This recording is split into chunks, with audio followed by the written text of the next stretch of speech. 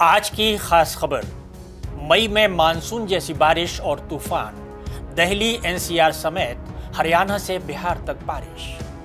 خبر کی 4 اہم باتیں۔ بارش سے درجہ حرارت میں کمی، دہلی میں مکان کی چھت گرنے سے 4 افراد ہلاک، کئی علاقوں میں سمندری طوفان بھی دیکھا گیا اور طوفان کے دوران گھروں میں رہنے کی ہدایت۔ آداب، میں ہوں عبدالحی خان، اب خبر تفصیل سے۔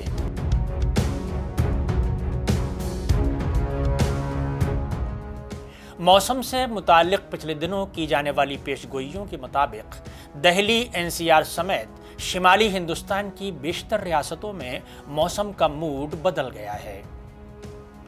دہلی، UP، بہار، راجستھان، ہریانہ سمیت کئی ریاستوں میں بارش ہوئی۔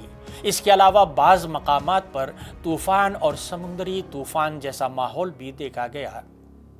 موسم کی اس اچانک تبدیلی کے باعث درجہ حرارت میں بھی نمایاں کمی آئی ہے، جس کی وجہ سے گرمی سے بڑی راحت ملنے کی امید ہے۔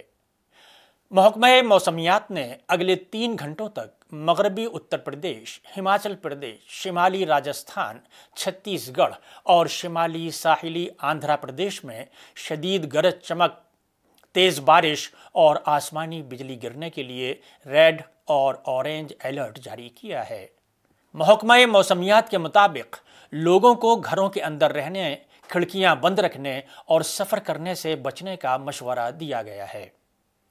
دہلی NCR میں کل جمعے کو دھول بھرا طوفان آیا، جس کے بعد بارش شروع ہو گئی۔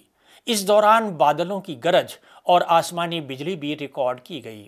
بارش کی وجہ سے دہلی میں کئی مقامات پر سڑکیں زیر آب ہو گئیں۔ طوفان کے باعث کئی مقامات پر درخت بھی گر گئے۔